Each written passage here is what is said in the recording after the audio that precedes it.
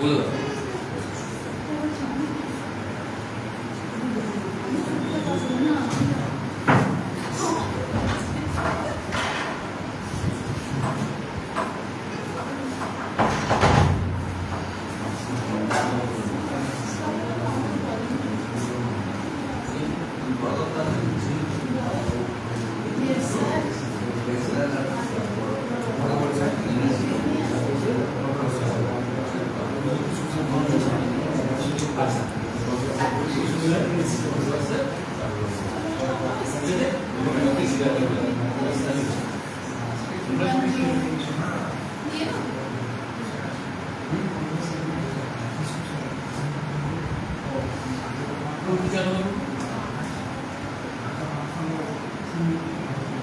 সবাই দিল, সবাই দিল, আর খাওয়াটা ছেড়ে দেবে।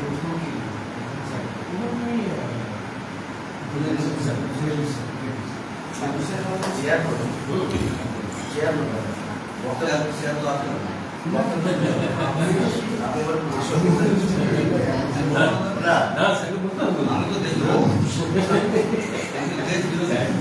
নমস্কার, আমাদের রানী রাসমণি বিশ্ববিদ্যালয়ে যে 9 তারিখ থেকে হর ঘর তিরঙ্গার কর্মসূচি চলছিল গত এক সপ্তাহ ধরে, আজ 17ই আগস্ট, আজ আমাদের শেষতম কর্মসূচি।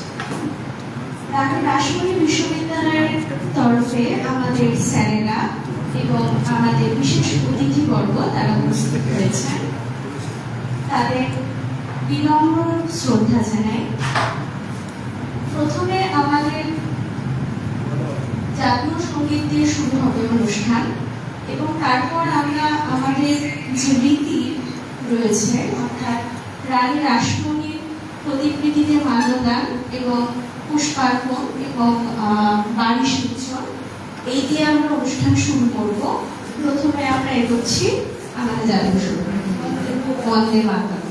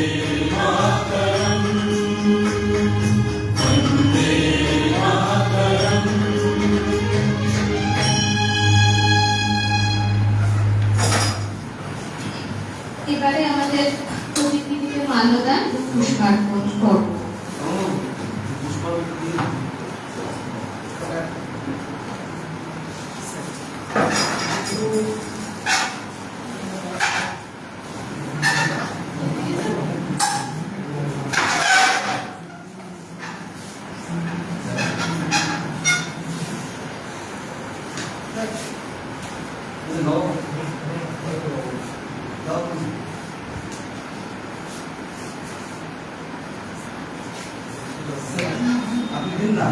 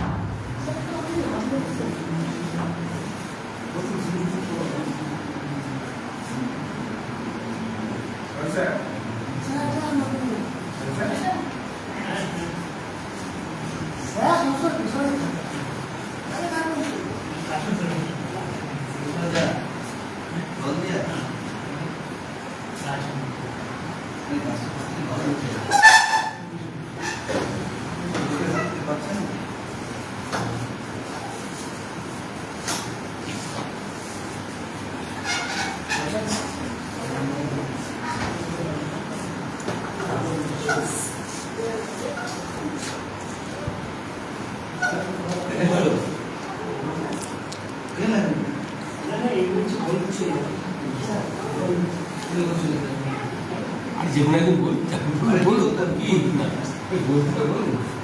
সবাইকে দেখে ডেকে নিন সবাইকে ডেকে নিন আমি যাবো দেখে নিচ্ছি আবার নজরটা হবে একটু সামাজিক কাজ। তো আজকে বাইরে খুব বৃষ্টি পড়ছে সকাল থেকে, তো আমরা খুব তাড়াতাড়ি শেষ করবো এবং আমাদের মধ্যে বোলপুর থেকে এসছেন নবগোপাল রায়, ওনাকে একটা সবাই মিলে একটা হাততালি দেওয়া হয়। আমরা এত দূর থেকে তো আমি নবগোপাল রায়কে বলবো এখানে আসন গ্রহণ করতে। আসুন না, আমি আপনি আসুন না। আমাদের রেজিস্ট্রার স্যার চিন্ময় বন্দ্যোপাধ্যায় আর আমাদের controller sir doctor BN Ghosh, আর এখানে আমাকেও বসতে হবে, সুতরাং আমিও জাতীয় পাশে ঢুকবো। তো আমাদের আজকে আমাদের অনুষ্ঠানটা আমরা সবাই জানিয়ে থাকি, অনুষ্ঠান বলে দিয়েছি যে এখন হচ্ছে ঘর ঘর তিরঙ্গা। আমার এই নয় আজকের অনুষ্ঠান শেষ হওয়ার পরে সবাই ঘর থেকে পতাকা তিরঙ্গাটা ফেলে দেবে আর কি। সুতরাং আমাদের একটা মানে হ্যাবিট আছে, একটা তিরঙ্গা যখন উঠতে শুরু করে ততক্ষণ না ছেড়ে যায় বাড়িতে, ততক্ষণ পর্যন্ত উঠতে।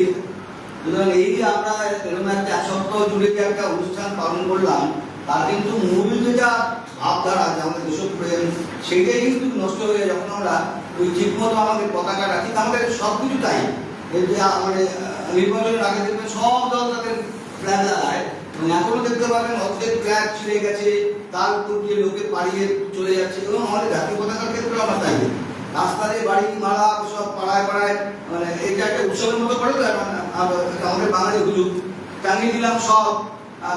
আগে ছিল কাগজ, এখন সব প্লাস্টিকের, তারপরে রাস্তায় পড়ে থাকলো, সেটা জঞ্জাল হিসেবে ড্রেন বন্ধ করে দিল।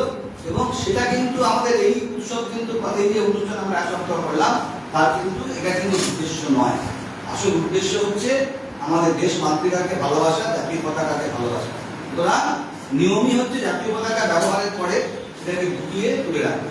সুতরাং যারা যারা বাড়িতে আমরা ওই তেরঙ্গা করেছি, দয়া করে এই তেরঙ্গাটা এরকম ভাবে ফেলে রাখবেন না উন্মুক্ত মানে আকাশে, যাতে ঝড়ে ছিঁড়ে দেয়, বৃষ্টি এসে ওকে বিবর্ণ করে দেয়, এটা কিন্তু আমাদের উদ্দেশ্য। তো আমরা এখন অনুষ্ঠানটা মোটামুটি শুরু করি। আমাদের নবগোপাল রায় আছেন, উনি আজকে মূল বক্তা। ঠিক আছে, আমাদের অনুষ্ঠানটা শুরুতে সবাইকে অভ্যর্থনা ভাষণ দেবেন আমাদের কন্ট্রোলার সাহেব ডক্টর বীরেন্দ্রনাথ ঘোষ। সবাইকে অভ্যর্থনা জানিয়ে এটা করুন যে আপনি নিজের বর্ণনা করেন।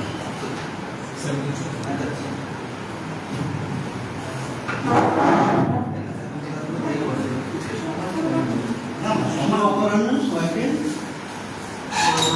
আমরা সংবিধানের সবাই জানি আজকে আমাদের 9 তারিখ থেকে 17 তারিখ সমাপ্তি দিবস। আমরা আমাদের আজকে বিশিষ্ট অতিথি গোপাল পাহাড়ি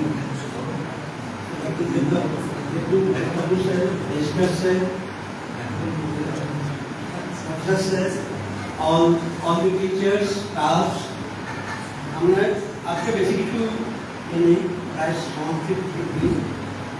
তো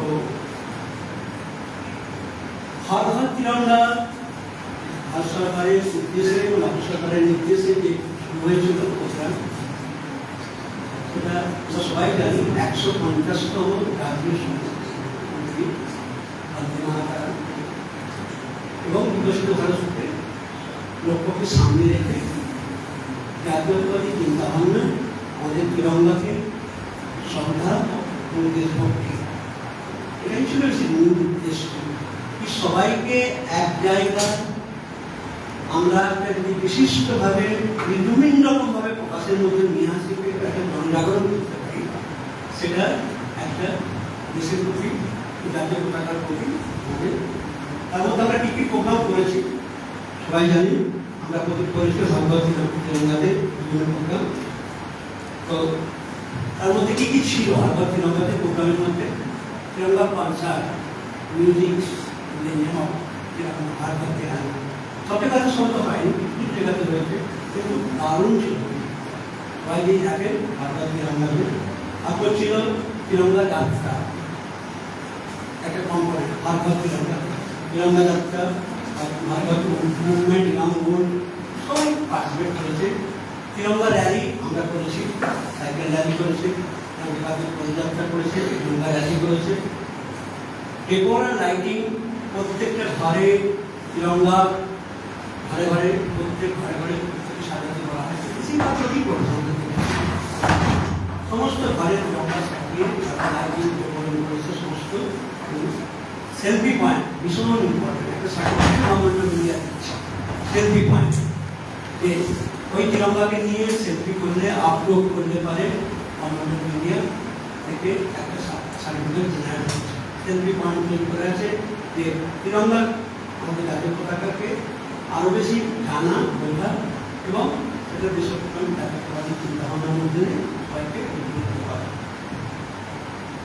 তিরঙ্গা বন্দে মাতরম এক্সিবিশন, কারণ এটা 150তম বন্দে মাতরম শুরুতে হিসেবে ভারতীয় প্রোগ্রামকে নাম।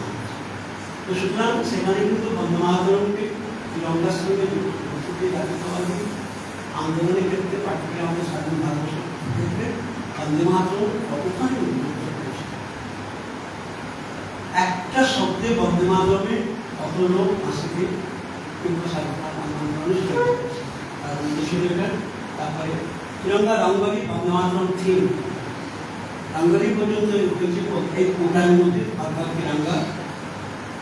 Tiranga dance and marathons dedicated to spirit of Tiranga celebrating Independence Day, এটাও কিন্তু ভারত তিরঙ্গার মধ্যে আছে। তিরঙ্গা ট্রাইব, সবাই তিরঙ্গার সামনে মাথা নত করে আমি এর আগেও সবাই দেখেছি, সমস্ত জায়গাতে দেখেছি স্বাধীনতা দিবসের সময় ফ্ল্যাগ হোস্টিং এবং ফ্ল্যাগ আনফায়ারিং দুটো, রিপাবলিক ডে এবং 15 আগস্ট আমাদের ভারত হোস্টিং এবং আনফায়ারিং।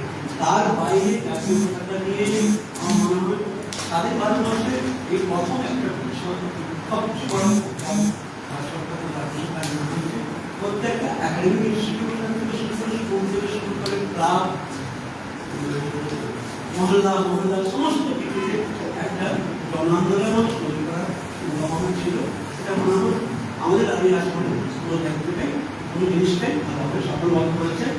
পিপল মুভমেন্ট আমরা অ্যাওয়ারনেস প্রোগ্রামও করেছি বাংলা প্রোগ্রাম করতে। তো এইটা ছিল যে মূল হর ঘর তিরঙ্গা বেসিক থিম ভারত সরকার রাজ্য সরকারের তরফ থেকে। প্রশ্ন হচ্ছে যে আমরা প্রত্যেকটা জিনিসের ক্ষেত্রে রেগুলারে যখন কোনো সরকারি নির্দেশ আসে কোনো কিছু আসে আমরা সেগুলো পালন করি। এটা সপ্তাহে করি, 15 দিনের জন্য করি, 1 দিনের জন্য করি। এইটা যথেষ্ট। এই সমস্ত ভারত সবকিছু কিন্তু বিকশিত ভারত লোক করে, প্রত্যেকটা কম্পোনেন্ট কিন্তু বিকশিত ভারত। যে সমস্ত বিকশিত ভারতের ক্ষেত্রে মানে যে দেশপ্রেম কতখানি তৈরি করা যেতে পারে। তিরঙ্গা শুধু জাতীয়তাবাদী আন্দোলনের সময় শহীদ ভাষণ তাদের মধ্যেই ছিল না, স্বাধীনতা ভারতে এই প্রজন্মকেও জানতে হবে যে স্বাধীনতাকে রক্ষা করা যায়। এখন যদি বিশ্বের জিওপলিটিক্যাল সিচুয়েশন একটু ছোট্ট করে বিশ্লেষণ করা যায়, আফটার সেকেন্ড ওয়ার্ল্ড ওয়ার, আমি সুযোগ করবো না, আফটার সেকেন্ড ওয়ার্ল্ড ওয়ার বিশ্ব শান্তির জন্য যতগুলো রাষ্ট্রসংঘের বাড়ি তৈরি করা হয়েছিল, রাষ্ট্রসংঘের united nations, security council, health centres, কারণ আমরা তার আগে পুরো বিশ্বে একে অন্যের সাথে লড়াই কোনো নিয়মকানুন ছিল। আর এখানে এখনকার সময়ে আধুনিক মানে বিধ্বস্ত আদার্স বিভিন্ন রাজনৈতিক socio political economic situation, geopolitical situation, এই মুহূর্তে তো আমার মনে হয় আমরা আবার 100 বছর 200 বছর 500 বছর বিশ্বে স্বাধীনতাকে রক্ষা করা কিন্তু কৌশল। ওই দেশে কিছু তখন ছিল না, এখনো আছে।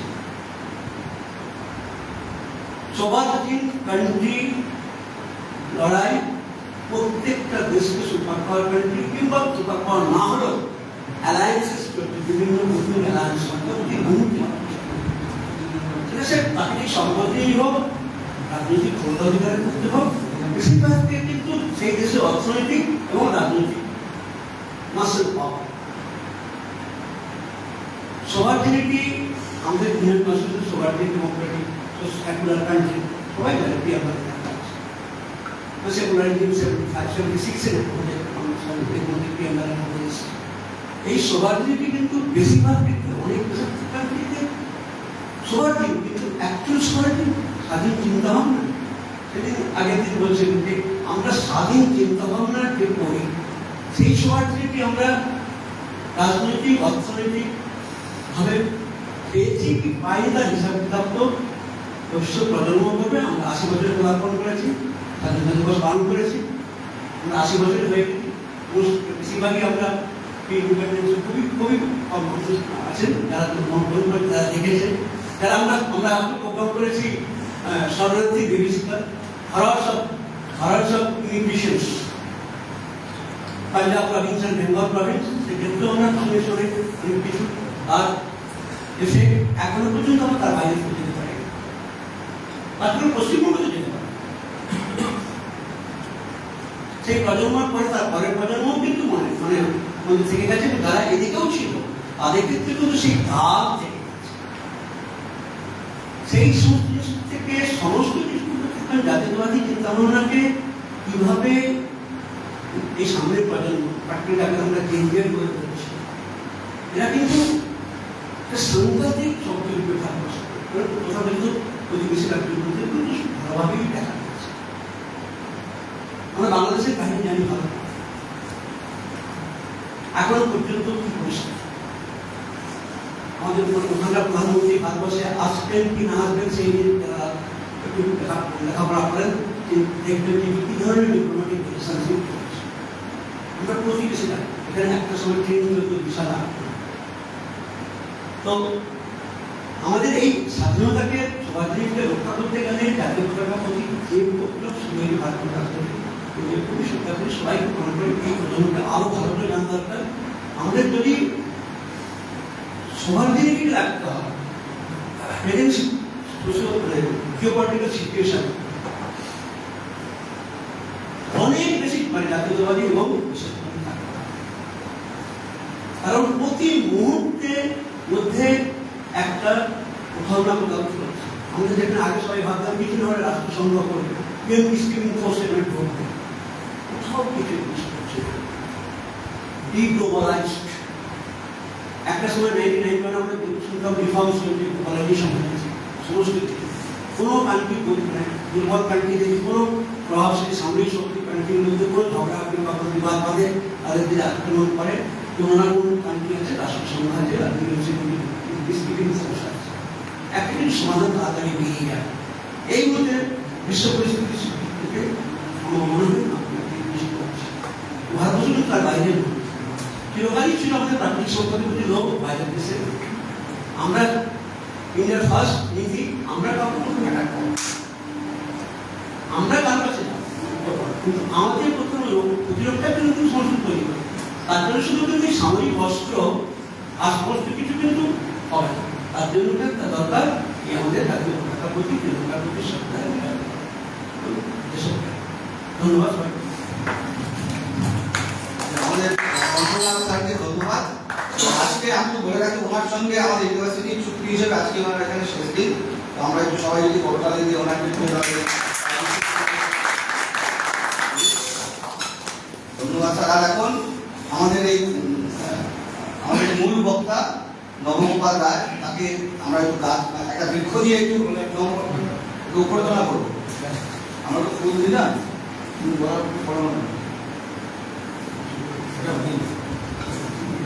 আমাদের এখানে আমাদের কলেজের শিক্ষক,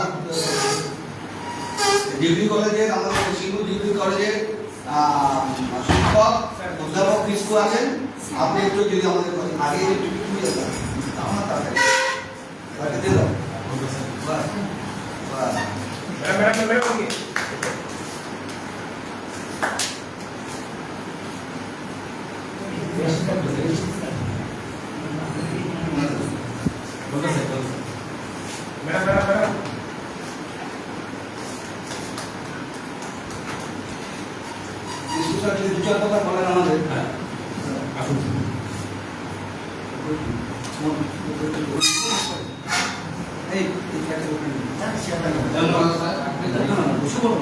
আজকে আমাদের যে বিকশিত ভারতের এটা ভারত তেলেঙ্গানা কার্যক্রমের শেষ দিন, যেটা 9 তারিখ থেকে শুরু হয়েছে, আজকে 17 তারিখ।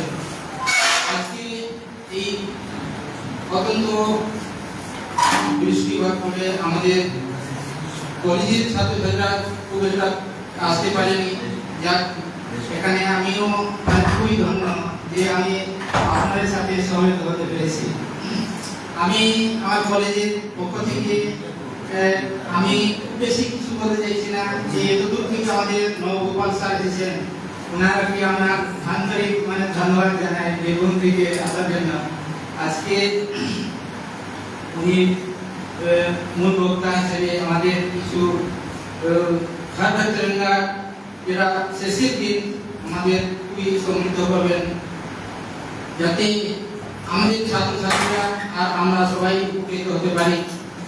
আজকে আমাদের যেটা প্রধানমন্ত্রী মহোদয় যেটা ভারতবর্ষের সমৃদ্ধ করার জন্য যেটা একটা অন্যতম কার্যক্রম নিয়েছেন, যেটা আমাদের সকল ভারতের জাতি গোষ্ঠী সম্প্রদায় এত বড় ভূভাগ বিশাল, সবাই মিলে একসাথে আমরা হাতে হাত মিলিয়ে আমাদের ভারতবর্ষকে উন্নতির পথে এগিয়ে চলে যেতে পারি, সেই কামনা করে আমাদের প্রধানমন্ত্রী যেটা আমাদের যেটা ঘর ঘর তিরঙ্গার মাধ্যমে রাষ্ট্রীয় যেটা আমাদের যে স্বতন্ত্রতা সেনানীরা যারা আমাদের প্রাণ আহুতি দিয়ে আমাদের দেশকে আমাদের বাঁচিয়েছেন, আর এখন আমরা সুসম্পন্নভাবে আমরা এই দেশে বসবাস করতে পারছি। আমরা নিশ্চিন্ত,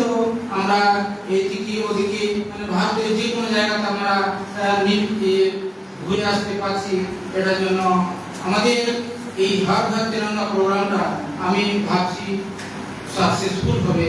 এটাই আমার প্রধানমন্ত্রী মহোদয়কে আমার ধন্যবাদ। আর আমাদের এখানে পিটি স্যার আমার খুবই আন্তরিক, আমাকে সবসময় আমাকে সবার মানে কার্যক্রমগুলোকে আমাকে আমার পার্সোনাল হোয়াটসঅ্যাপে আমাকে জানিয়ে দেন, আর সবসময় আমার অনেকটাই আমার উপকৃত করেন। এটার জন্য আমি খুবই উপকৃত। ধন্যবাদ স্যার। এই কথা বলে আমার বক্তব্য শেষ করছি।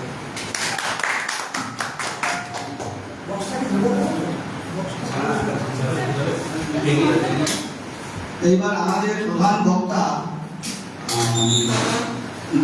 নবগোপাল রায়, আপনারা সবাই জানেন ওনার পরিচয়।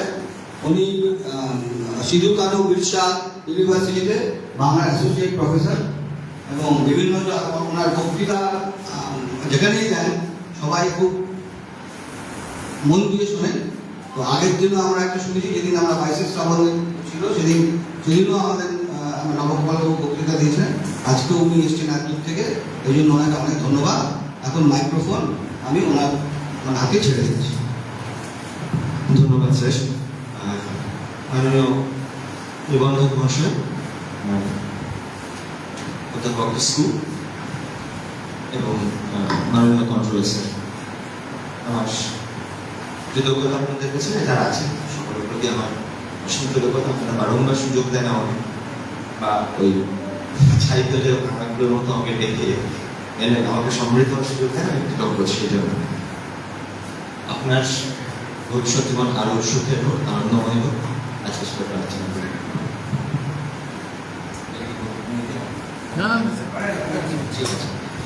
আমি এটা করার জন্য পাওয়ার পয়েন্ট ইউজ করি, আর আমি মূলত আজকে তৈরি হয়েছিলাম ছাত্রছাত্রীদের জন্য। আমি যে কথাগুলো বলছি নিশ্চয়ই আপনারা জানেন, নতুন করে কিছু কথা নয়, শুধু কিছু প্রশ্ন তুলে যাওয়া আমার কাজ। আসলে এই আধ্যাত্মিক তিরঙ্গা যে প্রোগ্রাম চলছে, সেখানে আরেকটি প্রোগ্রাম ছিল এর মাঝখানে, দেশভাগ নিয়ে। আমি মূলত দেশভাগ নিয়ে কাজটা করছিলাম। এই বিশ্ববিদ্যালয়ের মাননীয় উপাচার্য মহাশয় সে বিষয়টির কথা অবগত হন এবং তারপরে জানেন, তারপরে আমাকে সেই বিষয়টা বলেন যে আমাদের এখানেও এসো, এটা নিয়ে বলে যাও। আমি তাই এসেছি মূলত। আরেকটা কথা সেটা হচ্ছে যে আমি এই যে কাজটা বা যে পাওয়ার পয়েন্টটা দিতে যাচ্ছি, আপনাদের ডকুমেন্টারিটা দেখার আগে করেছিলাম। এটা প্রথমে বলে দেওয়া দরকার ছিল আমার, যে আপনাদের যে ডকুমেন্টারিটা হয়েছে অসাধারণ অসাধারণ। এবং আমি যখন 13 তারিখ রাত্রে এটা পেলাম দেখতে, আমার ইউনিভার্সিটি প্রোগ্রামেও আপনাদের ডকুমেন্টারি কিছু অংশ আমি চালিয়েছিলাম এবং জানিয়েছিলাম যে আপনারা করেছেন। সুতরাং এই যে কাজটা করতে আমি বলতে চলেছি তার অনেকটা অংশ ডকুমেন্টারিতে আছে, কিন্তু এর মাঝে যে হেডমিস রয়ে গেছে সেইটুকু আমি বলার চেষ্টা করব। আর যে কথাগুলো বলবো সেগুলো আমার ব্যক্তিগত দায়, আমার পূর্ব প্রজন্মের প্রতি কৃতজ্ঞতা থেকে আমি কথাগুলো বলার চেষ্টা করবো। আমি একটু পার করতে যাবো, ওখানে যাচ্ছি।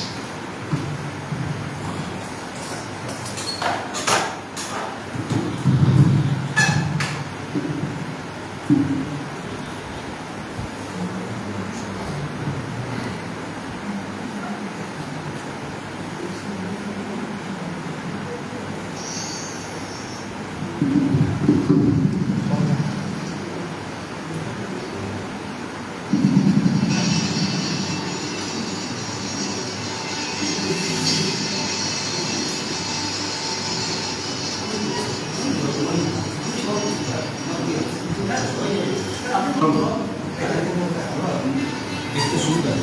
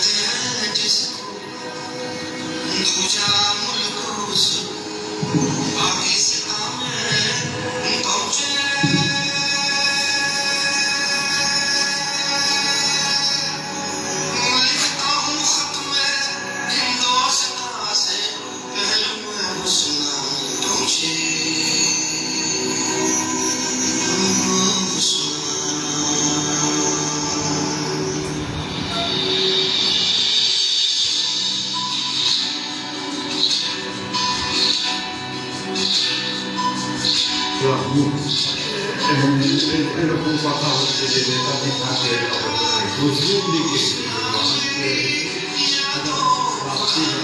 এবং আমাদের স্কুলে কিছু মুসলিম লীগের লোকের আমরা পাকিস্তান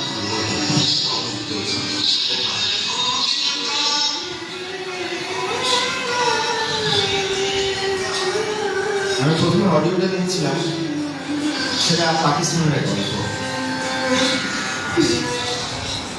এইটা যেটা দেখতে চলেছিল দেখছেন, ভোরবেলা আমরা গ্রামের মুসলমান মাটিদের বাংলাদেশের গল্প। আমরা ভেসে পড়লাম, নদীতে। এই নদী সে নদী করে মানিকগঞ্জ বলে একটি জায়গায় এসে মানিকগঞ্জ থেকে ঘোড়ার গাড়িতে আলিচা ঘাট বলে পদ্মার ধারে এসে পদ্মার ধারে স্টিমার ধরে তারপরে গোয়ালন্দে পৌঁছলাম। গোয়ালন্দ থেকে রাত্রিবেলা মেল ট্রেন ধরব এবং একটা রাত, কিন্তু স্বপ্নের রাত আমি বলবো। সেই রাত থাকলে পরদিন সকালে বোধহয় 9ই নভেম্বর সেটা 1947-এ সেটা শিয়ালদা এসে পৌঁছল। এই হলো গল্প। তার আগে নানা রকম ঘটনা ঘটছিল, অর্থাৎ ধরো ওই যে স্লোগান টোগান ছাড়াও, অর্থাৎ দেখা গেল যে হিন্দু গোসাই বাড়ির মেয়ে সে তারা দুটি মেয়ে তারা পালিয়ে গেছে এবং মুসলমান যুবকের সঙ্গে পালিয়ে গেছে না এই গল্পগুলো নিয়ে গেছে। আমাদের অনেকের জানা। ইনি পবিত্র সরকার মহাশয় নিশ্চয়ই জানেন, এবং এই ভিডিওটা 14 তারিখ রাত্রে আপলোড করেছে বাংলা স্পেয়ার চ্যানেলে। আমি কৃতজ্ঞতা জানাই বাংলা স্পেয়ার চ্যানেলকে যে তারা এই ধরনের সত্য এখনো তুলে ধরছে। আসলে আমরা একটা অদ্ভুত অর্গানাইজড হিপোক্রেসির মধ্যে দিয়ে যাচ্ছিলাম। যাচ্ছিলাম কেন? এই যে আজকে দেশভাগ, এই যে আজকে নতুন করে জেনজিরা এরকম হয়ে পড়ছে, এই যে নানা রকম বিভৎসকর একটা সমস্যা, বিশেষত ভারতীয় উপমহাদেশে, এর বীজ কিন্তু আজকে তৈরি নয়, এর ইতিহাস বহু আগে তৈরি। এই আমাদের মধ্যে বিচ্ছিন্নতা তৈরি করে দেওয়া এবং আমাদেরকে ইতিহাস বিমুখ করে তোলা, এবং একই সঙ্গে আমরা আমাদের জাতিসত্তাকে যাতে ভুলে যাই এবং অন্যরকম একটা ঘেরাটোপের মধ্যে থাকি, সেই পরিকল্পনা কিন্তু দীর্ঘদিন ধরে চলেছে। এবং সেই ইতিহাস আমাদেরকে পড়তে দেওয়া হয়নি, এবং সেই ইতিহাসের অনেক সত্যাসত্য আমরা হয়তো জানি বা বলতে পারি না, বা জানি না, ভয় চুপ করে থাকি। আপনারা যদি কারো বিশেষ আগ্রহ থাকে, সাহাপিডিয়া বলে একটি কাজ, একটা পেজ আছে, সাহাপিডিয়া আছে। সাহাপিডিয়াতে গিয়ে দেখবেন এই পার্টিশনের উপরে কাজ করেছে অনেকে। তার মধ্যে আমাদের বিভিন্ন একটা ছেলের কাজ আছে, এবং সেখানে অন্নপূর্ণা রায়ের একটি ভিডিও আছে। সে অন্নপূর্ণা রায় আমার ঠাকুমা, 2 বছর কোনো মারা গেছে। আসলে এই গল্পগুলো আমি সব ঘরে শুনেছি। এই যে স্যার বলছিলেন যে ইতিহাসটা, এই সূচনা কিন্তু হয়ে গেছে অনেক আগে। সূচনাটা হয়েছে 1905 বঙ্গভঙ্গ, মাঝখানে বঙ্গভঙ্গ রোধ আন্দোলন, তারপর আবার মিলে যাওয়া, আবার ভেঙে যাওয়া, ইত্যাদি ইত্যাদি। আমি খুব সংক্ষেপে সেই ছোট্ট পটভূমিটুকু জানিয়ে রাখছি। তাহলে আমরা কোন প্রেক্ষিতে দেশভাগ, কোন প্রেক্ষিতে এসে আমরা ত্রস্ত হলাম এবং কোন প্রেক্ষিতে আজকে দাঁড়িয়ে আছি, সেটুকু ভাবনা করার একটু চেষ্টা করব। আসলে জানেন কি, এই দেশভাগটা শুধু ভারতের, পাকিস্তানের নয়, বাংলাদেশের নয়। তাদের তো নতুন করে একটা দেশ এলো না, তাদের করে নতুন করে তো জন্ম হলো। 1905 সালে যখন বঙ্গভঙ্গ তৈরি হচ্ছে, বঙ্গভঙ্গ হচ্ছে, আসলে সেটা ছিল ব্রিটিশের মুসলিম দোষণ নীতি, এবং তার ফলেই ছিল সেই দেশভাগ। ব্রিটিশ সরকার 1905 সালে প্রথম যুদ্ধবঙ্গকে ভাগ করেন। প্রশাসনিক সুবিধার জন্য আসলে ভাগটা করতে চেয়েছিলেন মূলত স্বদেশী ভাবনায় উদ্বুদ্ধ একত্রিত হিন্দু ও মুসলিম জনতার জাতীয়তাকে আটকানোই ছিল এর মূল উদ্দেশ্য। এর থেকে শুরু হয় ব্রিটিশদের মুসলিম দোষণ। তাই বঙ্গভঙ্গের সময় মুসলিমদের একটা বৃহৎ অংশ বঙ্গভঙ্গ বিরোধী আন্দোলনে এবং প্রতিবাদ সভায় যুক্ত থাকলেও পরবর্তীকালে সেই সংখ্যা ক্রমশ কমতে থাকে। 1906 সালে ঢাকার নবাব সলিমুল্লাহর পৃষ্ঠপোষকতায় 31শে ডিসেম্বর মুসলিম লীগ প্রতিষ্ঠিত হলো।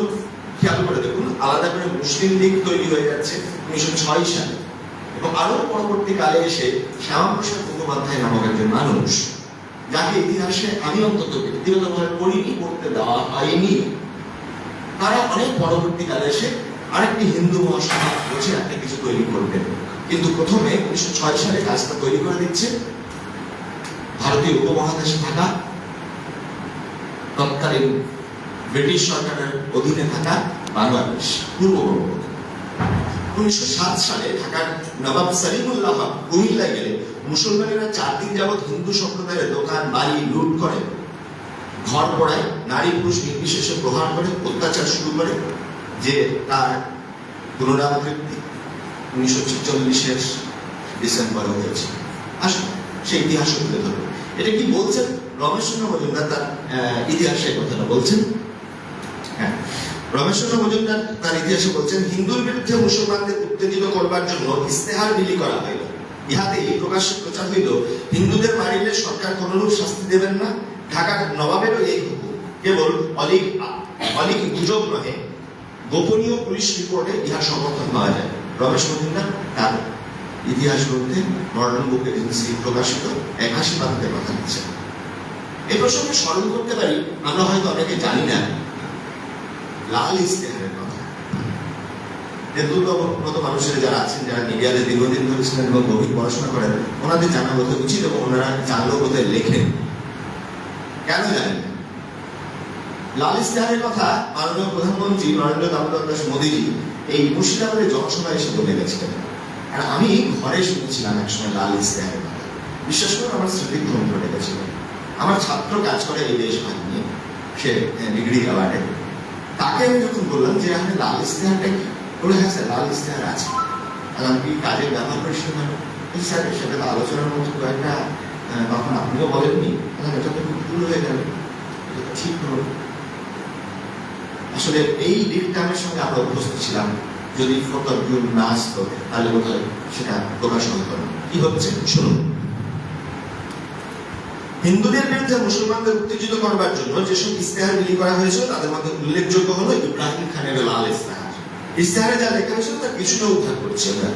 হে মুসলমানগণ, জাগরিত হও, তহবিল সংগ্রহ করো, জাতীয় বিদ্যালয় স্থাপন করো, পাঠ্য মানে হিন্দুদের সঙ্গে পাঠ করিও না, জাতীয় কারবার খোলো, হিন্দুর দোকান হইতে কোনো বস্তু ক্রয় করিও না, শিল্প রক্ষা করো, হিন্দুর শিল্পজাত দ্রব্য স্পর্শ করিও না, হিন্দুকে চাকরি দিও না, হিন্দুর বাড়িতে নিকৃষ্ট চাকরিও করিও না, হিন্দুর কুসংস্কারে আবদ্ধ হইয়া জাতিগত ব্যবসা প্রভৃতি ছাড়িও না। তোমাদের জ্ঞান নাই, যদি জ্ঞান লাভ করতে পারো তবে একদিনেই হিন্দুকে জাহান্নামে পাঠাইতে পারি। দেখো বঙ্গদেশে তোমাদের সংখ্যা অধিক, তোমরা কৃষক, কৃষিকাজী ধন, উৎপত্তির বীজ, হিন্দু ধন কোথায় পাইল? হিন্দুর ধন বিন্দু মাত্র নাই, হিন্দু কৌশলে তোমাদের ধন নিয়ে ধনী হইয়াছে। তোমরা যদি সেই কৌশল শিক্ষা করিতে পারো ও জ্ঞান লাভ করিতে পারো তবে একদিনে হিন্দু অন্যভাবে মরিয়া যাবে। এখানেই শেষ নয়, আরো বলছেন, মুসলমান মাত্র হিন্দুর বিকৃত স্বদেশী আন্দোলনে যোগদান করিবেন না। এই বীজ কিন্তু পোতা হয়ে গেছে, আরো ছিল, মাঝখানে আমি থামিয়ে দিচ্ছি, আরো ভয়ানক কথা ছিল। এই বীজ কিন্তু 1907-এ রোপণ করা হয়ে গেছে। আমরা আসবো 1947, সময় বেশি নেই, কারণ এই কথাটা আমি আগের দিন একটা জায়গায় বলেছিলাম এক্সপেরিমেন্টালি, সেটা 1 ঘন্টা 15 মিনিট লেগেছিল। আজকে আমি 8 ঘন্টার মধ্যে শেষ করবো, মানে আমি একটু স্কিপ করে যাচ্ছি। বঙ্গভঙ্গ রোধ হচ্ছে। পরবর্তীকালে আপনারা জানেন নিশ্চয়ই পশ্চিমবঙ্গ দিবসে শ্যামাপ্রসাদ মুখোপাধ্যায়ের জীবনী এবং তার কর্মকাণ্ড নিয়ে কথা বলা হয়েছে। নিশ্চয়ই এই বিষয়গুলো আলোচিত হয়েছে, আমি সেই বিষয়ের মধ্যে যাচ্ছি না, এবং আপনারা যে রকম বিষয়টা করেছে তার মধ্যে সেটা দেখলাম রয়েছে। আমরা 1946-এর একটা ঘটনায় আসি, কারণ আর 1 বছর পরেই তো আমরা স্বাধীন হব, একটা নতুন দেশ তৈরি হবে। মূলত দুটো, ভারত এবং পাকিস্তান, সবটাই ছিল পাকিস্তান। এবং এই যে পবিত্র স্যার যে কথাগুলো বলছেন 1946-এ এই ঘটনাটা বলছেন 17 নভেম্বরের কথা। ওর পুরো ভিডিওটাই আছে, বাংলা স্ক্রিনে আছে, আপনারা দেখে নিতে পারেন। আমরা অগাস্টে স্বাধীনতা পাচ্ছি, নভেম্বরে স্যাররা আসছেন, তখনও কিন্তু এই ঘটনাটা চলছে। ছেচল্লিশে কি হচ্ছে শুনুন। এই ঘটনাটা বিবৃত করছেন সেলিনা হোসেন। সেলিনা হোসেন একজন কথা সাহিত্যিক, আপনারা জানেন, খুব নাম করা কথা সাহিত্যিক। তার প্রায় সকল বই বাংলাদেশ থেকে প্রকাশিত, কিন্তু দুঃখের বিষয় এই বইটি বাংলাদেশ থেকে প্রকাশিত হয়নি। এই বইটি প্রকাশ পাচ্ছে কলকাতার পাবলিশারের কাছ থেকে। গ্রন্থটির নাম সোনালী ডুমুর, প্রকাশক আনন্দ বুকস। ভারতীয় রাজনীতিতে অন্যতম ঘটনা মুসলমানদের প্রত্যক্ষ সংগ্রাম 15 আগস্ট 1946, কলকাতায় সাম্প্রদায়িক দাঙ্গা এবং তার পরবর্তীতে নোয়াখালীর দাঙ্গা। আপনারা জানেন নোয়াখালীর দাঙ্গাতে আমাদের ভারতীয় লোকেরা যাচ্ছেন, নানা রকম কথা বলে দিয়ে আসছেন, শান্তির বার্তা দিয়ে আসছেন। কোন শান্তির বার্তা দেওয়া হচ্ছিল তার একটু নৃশংস নগ্ন ইতিহাসটা শুনি। এবং বহু বহু উদাহরণ আছে। আমার ঠাকুরদা, আমার ঠাকুরমা, এরকম যদি কোনো মানুষ থেকে থাকেন আপনারা শুনবেন। আপনারা শুধু এটা বলে ছেড়ে দেবেন না যে বাঙাল পুঁটি মাছের কাঙাল, বা ওই তোরা পিঠটা ঘোড়া, তোদের পিঠে তো তার কাটার দাগ। হ্যাঁ, আমরা তার কাটার ঘোড়া দাগ ঘুরে বেড়াই, আমরা পুঁটি মাছের কাঙাল হতে পারি। আসলে আমাদের কোনো সংস্থান ছিল না, আমরা এখানে এসে আমাদের পেটের ভাতটা জোগাড় করতে হয়েছে। আপনারা দেখবেন না, ওই যারা বাঙাল বলে যাদেরকে চিত্রায়িত করেন বা বাঙাল বলে যাদেরকে দেখবেন, তাদের অর্থ আপনাদের একটা গানের চর্চাটা, ছেলে মেয়ে নির্বিশেষে কেউ না কেউ গান গাইবে। সন্ধ্যায় ধূপ আরতিটা দেয় মোটামুটি। জেনজি হলেও আমি অন্তত লক্ষ্য করলাম, আমি কাউকে ছোট না করে বলছি, অন্তত বাঙাল বাড়ি বলে যে বাড়িগুলো জানি সেই বাড়িগুলোতে এখনো হচ্ছে, জেনজিরাও করছে। দেখবেন একটু তাকিয়ে, এই বাঙাল বাড়িগুলোতে যেখানে সুযোগ পায় একটা লাউ গাছ, একটা কুমড়ো গাছ, এগুলো পুঁতে দেয়, একটা বীজ পুঁতে দেয়। কারণ ওই অভ্যাসটা রয়ে গেছে যে আমাকে তো করে খেতে হবে, আমাকে তো খুব আমার ছোট্ট সংস্থানের উপরে চালাতে হবে। তাই বোধ হয় প্রতিযোগিতাতে বাঙালিগুলো বেশি এগিয়ে যায়, তাতে এদেশের ক্ষতিদের একটু হিংসাও হয়। ক্ষতি কোথায়? যে মুখ্যমন্ত্রী নিয়ে আমরা খুব গর্ব করি, জ্যোতি বসু, সেও তো বাঙালি ছিল। নোয়াখালীর দাঙ্গার পরে কি হচ্ছে, নোয়াখালী দাঙ্গাতে কি হচ্ছে শুনুন একটু। নোয়াখালীতে কলকাতার দাঙ্গার প্রতিশোধ নেওয়ার উদ্দেশ্যে, নোয়াখালীতে কলকাতার দাঙ্গার প্রতিশোধ নেওয়ার উদ্দেশ্যে লক্ষ্মী পুজোর সময় দাঙ্গা শুরু হয়। এই পুজোর সময় উৎপাত করাটা বাংলাদেশের ইতিহাসে এখন আছে, মানে অধুনা বাংলাদেশের ইতিহাসে এখন আছে।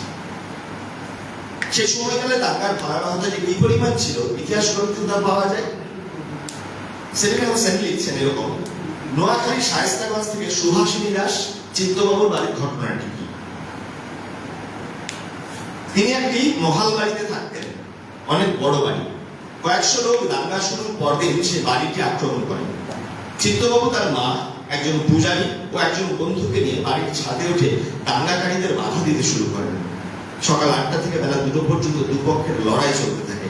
আক্রমণকারীরা বাড়ির নিচে আগুন লাগিয়ে দেয়, দাও দাও করে চলতে থাকে আগুন, ধসে পড়তে থাকে বাড়ির ছাদ। তখন তিনি নিজের হাতে মাকে 2 টুকরো করে কেটে আগুনে ফেলে দেন। পরে পূজারী ও বন্ধুকে আগুনে ফেলে দেন। তার বন্দুকের গুলি শেষ হয়ে গেলে তিনি নিজের বুকে ছুরি ঢুকিয়ে আগুনে লাফিয়ে পড়েন। আক্রমণকারীরা তাকে কেটে নিয়ে বাড়ির সামনের কাছে ঝুলিয়ে রাখে। আর পোড়া দেয়ালে কি লেখা ছিল শুনবেন, কুকুর চিত্ত, তোর উপযুক্ত শাস্তি হইল, আল্লাহু আকবার, মূর্তি পূজক হিন্দুদের ধ্বংস করো, পাকিস্তান কায়েম করো। এরকম আরো নানা কথা। মানুষদের মাঝে মানুষই তো থাকে, সবাই একরকম হয় না। যারা এই ঘটনা নিজের চোখে দেখেছেন তারা বলেছেন একজন মুসলমান চিত্তবাবুর স্ত্রী ও শিশু কন্যাকে রক্ষা করেছিল, কিন্তু সেই জাতিটাকে রক্ষা করতে পেরেছিল কি? আপনারা তর্কের ক্ষেত্রে বলে নেবেন যে না, ওটা ছিল পাকিস্তানি পুলিশ, বাংলাদেশি মুসলিমরা ভালো। এরকম একটা ডিকটাম তৈরি করা হয়েছে, হয়নি এমনটি নয়। এবং সেটা করলেন কি? আমাদের তৎকালীন প্রধানমন্ত্রী জওহরলাল নেহরু আর তার হাতের 2 পুতুল, লিয়াকত আলী জিন্না আর এদিকে ইয়াকুব খান। আপনারা একটু খেয়াল করে দেখুন, এই যে প্রথমে যে গানটা চালালাম পাকিস্তানের কথা, পাকিস্তানের কি ভয়াবহ অবস্থা হয়েছিল, এই শিয়ালকোটের ওই ঘটনাটা কি ভয়াবহ ছাপ ফেলেছিল। আপনি একটু খুশবীর সিং এর ইন্টারভিউ দেখে নেবেন ইউটিউবে আছে। ওখান থেকে যে ট্রেনগুলো আসতো, 3টে ট্রেনের মাঝে একটা করে ট্রেন হাফিস হয়ে যেত, জানেন? আর যে 3টে করে ট্রেন আসতো তার একটা ট্রেনে পুরো মৃতদেহ আসতো। বিশ্বাস করুন, ছোটরা যারা আছো তোমরা একটু ইতিহাসগুলো ঘুরে নাও।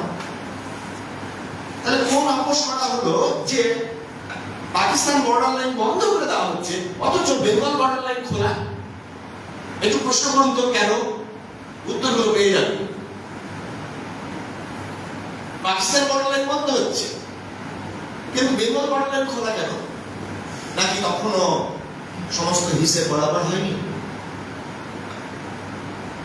আমার বাবা ঠাকুমা হয়তো প্রশ্নগুলো করতে পারেন না, আজকে আমরা করবো সেই প্রশ্ন। কি হয়েছিল সে নৃশংস চিত্রগুলো? দেখুন, 1947 সালে ব্রিটিশ শাসনের অবসান ঘটে, কিন্তু জন্ম নেয় ভৌগোলিক এবং রাজনৈতিক বিভাজন। ভারত ও পাকিস্তান দুই রাষ্ট্রশক্তির সাথে শুরু হয় মানব ইতিহাসের জঘন্যতম বড় বিপর্যয়, and this is man-made। আপনারা জানেন কতজন উদ্বাস্ত হয়েছিলেন? জানেন? আসুন আসুন পরের স্লাইডে দেখুন। 2 কোটি। একটি নজিরবিহীন শরণার্থী সংকট তৈরি হয় এই ভারতীয় উপমহাদেশে। না না না, মনে করবেন না ভারতীয় উপমহাদেশে, এটা সিম্পলি হিন্দুদের। এটা সিম্পলি হিন্দুদের। তর্কের ক্ষেত্রে আমরা অবশ্যই বলবো, কারণ যে ইতিহাসকে তৈরি করেছিল কংগ্রেসের পয়সায় বিদেশি শিক্ষায় শিক্ষিত কমিউনিস্টরা, আপ্লুত হওয়ার কোনো কারণ নেই। ইন্টেলিজেন্সিয়াটা কাজ করতো কমিউনিস্টদের। এখনো পর্যন্ত গোটা ভারতবর্ষে যা যা ইতিহাসবিদ, যা যা সমাজতান্ত্রিক বার করবেন, সবই মূলত বামপন্থী, বাম ধারায় বিশ্বাসী। কারণ তাদের সেই ইন্টেলিজেন্সিয়াটা তৈরি করানো হয়েছিল, আর পিছন থেকে অর্থনৈতিক সাহায্য দিত তৎকালীন government, that is Congress government. Yes, this was the hypocrisy. এর আমি শুরুতে বলছিলাম, একটা হিপোক্রেসির মধ্যে আমরা চলছিলাম, সেটা ছিল এই হিপোক্রেসি। আসুন, আমরা দেখলাম তৈরি হলো পশ্চিম সীমান্ত এবং পূর্ব সীমান্ত। পশ্চিম সীমান্ত গেল পাঞ্জাব, পূর্ব সীমান্ত গেল বাংলা। আসুন এটা দেখে নিয়ে একটা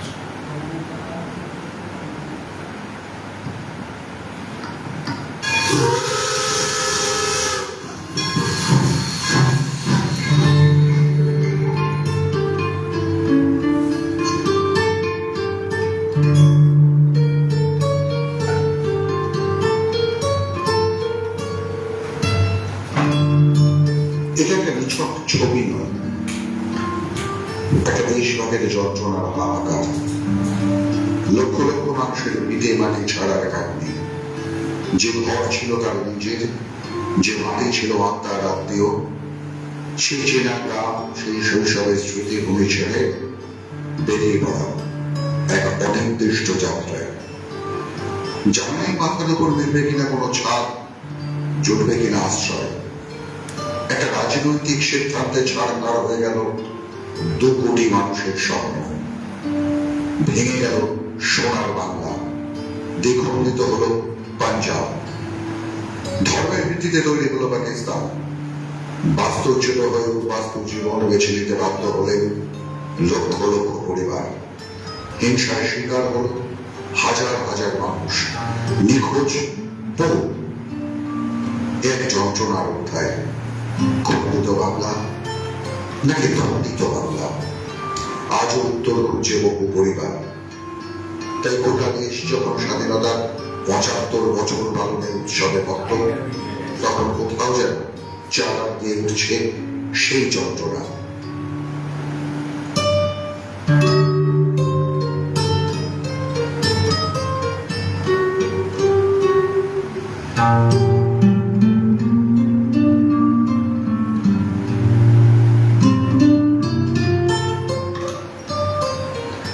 সেই যন্ত্রণার কথা স্মরণ করতেই গত বছর থেকে 14ই আগস্টকে বিভাজন বিভীষিকা দিবস হিসেবে পালনের ডাক দিয়েছেন দেশের প্রধানমন্ত্রী নরেন্দ্র মোদী।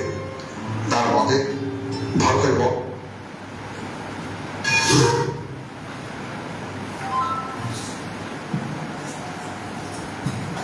আসলে দেশভাগ, আচ্ছা আমরা একটা খুঁজে দেখব।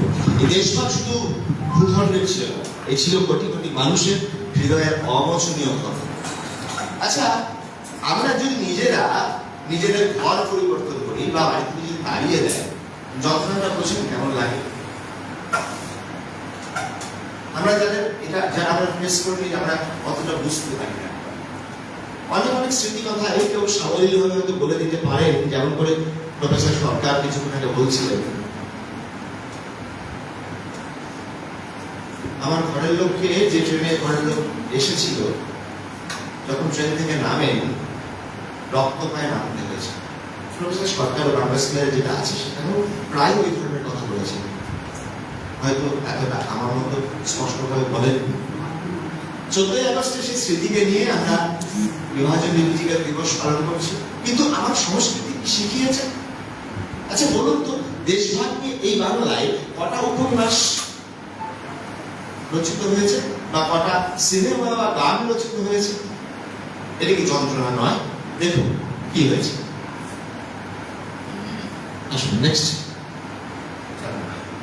দেশভাগ নিয়ে আমাদের যা যা রচিত হয়েছে দেখে নিন।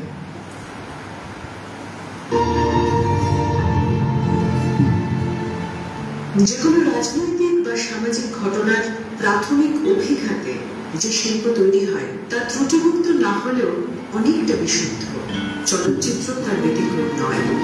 দেশভাগের 3 বছর বাদে অর্থাৎ 1950 সালে নিমাই ঘোষ তৈরি করলেন সিনেমা ছিন্নমূল। নামের মধ্যে দিয়ে নিজের বক্তব্যের স্বর অনেকটাই স্পষ্ট করেছিলেন পরিচালক।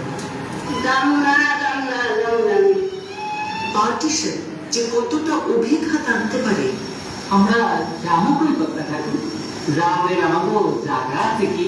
ছিন্নমূল তার প্রথম বাস্তবসম্মত দৃশ্য শ্রাব্য দলিল। 1953 সালে নিজের কাহিনী নিয়ে পরিচালক সলিল সেন বানালেন সিনেমা নতুন ইহুদি। বিষয় সেই এক, দেশভাগ ও উদ্বাস্তু মননের যন্ত্রণা।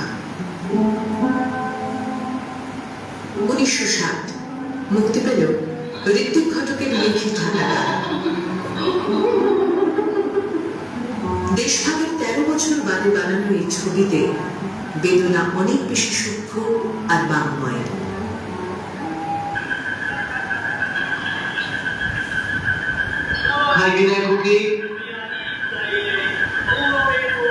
শরীরটা ভালো দেখো দেখি, মায়ের উপর রাগ করে না, অভাব, তাই তাতে করে তৌসির হইতে মনটা। দর্শককে এনে ঋত্বিক দাঁড় করিয়ে দেন এমন একটা বায়ুশূন্য ঘরের মধ্যে, যার সামনে বন্ধ দরজা আর পিছনে নোম্যান্সিয়ানদের কাঁটা। আমাকে একটা রবীন্দ্র সঙ্গীত শেখাবি? ছোটবেলাতে গাইতাম। তোর মতন নর ইডিয়েটের উপরে ডোবাতে সব থেকে বেশি, অথচ বেশ একটা কাঁচের ফ্রেম বানাতে বানাতে আমাকে মোমের পুতুলের মতো বাঁকিয়ে রেখেছে। 1961 সালে ঋত্বিক বানালেন আরেকটি ছবি কোমল কান্ধার। এমন কোমল চিন্তা ছায়া, আমার নদী পদ্মাটি ছায়া, আমি জানি আমাদের বাংলাদেশ থেকে কি হয়ে গেল। আনুষঙ্গিক বিষয় হিসেবে এসেছে বিভিন্ন প্রাপ্তি অপ্রাপ্তির হিসেবে। আমরা কি নতুন বাড়ি যাচ্ছি? হবেনি, নতুন দেশটি, নতুন বাড়িটি। দেশভাগ নিয়ে বানানো ঋত্বিক ঘটকের ট্রিলজির শেষ ছবি সুবর্ণ রেখা। দেশভাগের পরে উদ্বাস্তু মানুষেরা কিভাবে বেঁচে আছেন, কিভাবে মানিয়ে নিচ্ছেন বা মেনে নিচ্ছেন, সেটাই এই ছবির বিষয়। ঋত্বিক দেখিয়েছেন মানুষ শুধু নিজের ভূমি থেকে নয়, উদ্বাস্তু হতে পারে নিজের মন আর বোধ থেকেও। সবাই একটুখানি গুছিয়ে নিয়ে সেইগুলোকেই আঁকড়ে ধরে থাকতে চায়, এইটাই নিয়ম। 1947 থেকে 1962 দেশভাগের প্রাথমিক অভিঘাতে প্রথম 15 বছরে তৈরি হয়েছে মনে রাখার মতো 5টি ছবি। দেখুন, আমার সংস্কৃতি আমাকে এই শিখিয়েছে, আর কোথায়? সমস্যাটা সম্পূর্ণ কিন্তু আমাদের নয়, এই আজকে যে আমরা দেশ নিয়ে থাকি না, আজকে আমরা যারা যন্ত্রণা করে জানি না, যারা এখনো পর্যন্ত গরিব বাঙাল পুঁটি মাছের কাঙাল, সমস্যাটা কিন্তু সম্পূর্ণ আমাদের নয়। এই সংস্কৃতিটা তৈরি করেছেন আপনারা। শিখতে দেওয়া হবে না, শেখানো হবে না, জানানো হবে না, আর তাই আমরা প্রস্তুতি নিয়ে এতদিন ধরে আমরা তৈরি করেছি নানা রকম আর্কাইভ, আমরা তৈরি করব নানা রকম সম্প্রীতির মিছিল বা স্টুডিওর মতো স্টুডিও যখন এই গানগুলো চালিয়ে যাবে পর পর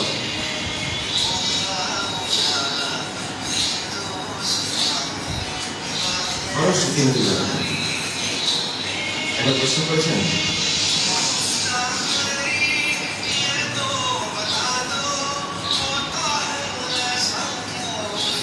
আমরা কোথায় যাই?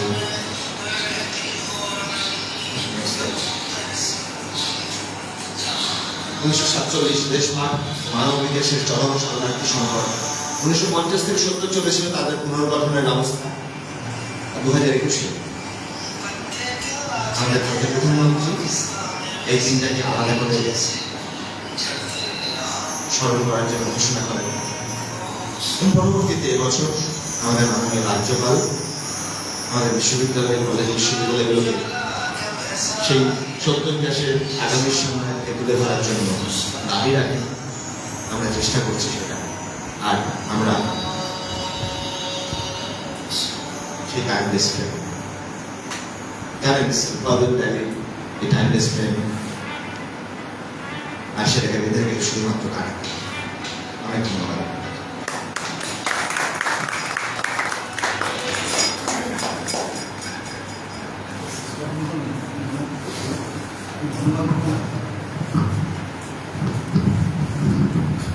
নবকুমার বাবুকে অনেক ধন্যবাদ। আসলে আমার এটা দেখতে দেখতে আমার ছোটবেলার কথা, মানে শৈশবের কথা মনে পড়ে যাচ্ছিল। কারণ আমরাও এই দেশভাগের, আমি সজল আছে, আমরা পুরোপুরি আমাদের উপরে দেশভাগের, ধরুন আমাদের বাড়ি ছোট, ওইটা তো সজলরা দেখেনি, কিন্তু আমরা সরাসরি এই পরিস্থিতির আমরা শিকার। সুতরাং সেই মধ্য দিয়ে শুধু আমার চোখে জল চলে আসছিল। তাই আমাদের অনুষ্ঠান এখন প্রায় শেষ করবে। ধন্যবাদ জ্ঞাপন করবেন আমাদের বিশ্ববিদ্যালয়ের নিবন্ধক চিন্ময় বন্দ্যোপাধ্যায়।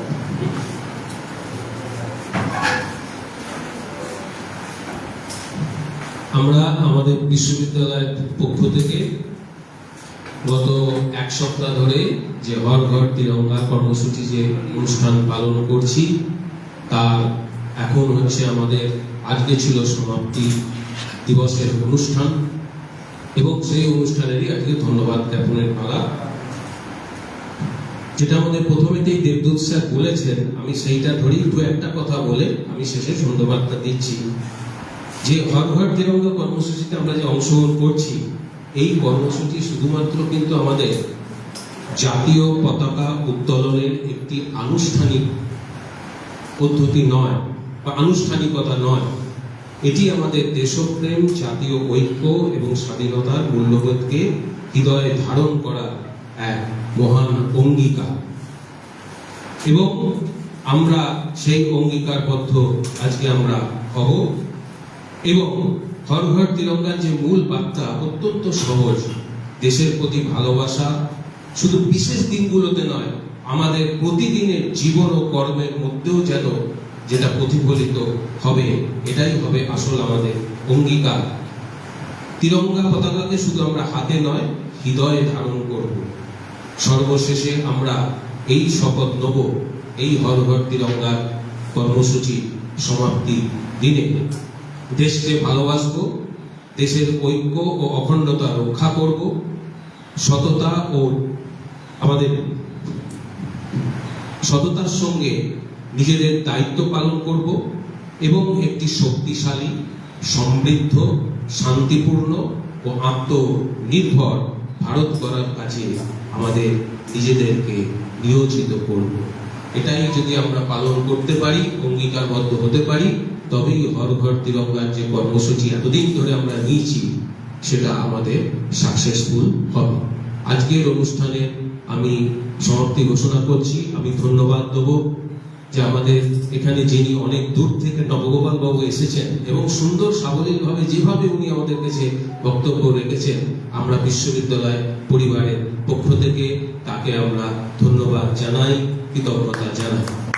আমি কৃতজ্ঞতা জানাই আমাদের এই পরিবারেরই যিনি অধ্যাপক, যিনি আমাদের সুখে দুঃখে সবসময় থাকেন, আমাদের একজন পশা দেবদূত বাবুকে, যিনিও এই বয়সে এই দিনেও এসে আজকে আমাদের এই অনুষ্ঠানে উপস্থিত থেকেছেন। তাকে আমরা ধন্যবাদ জানাই, কৃতজ্ঞতা জানাই বিশ্ববিদ্যালয় পরিবারের পক্ষ থেকে।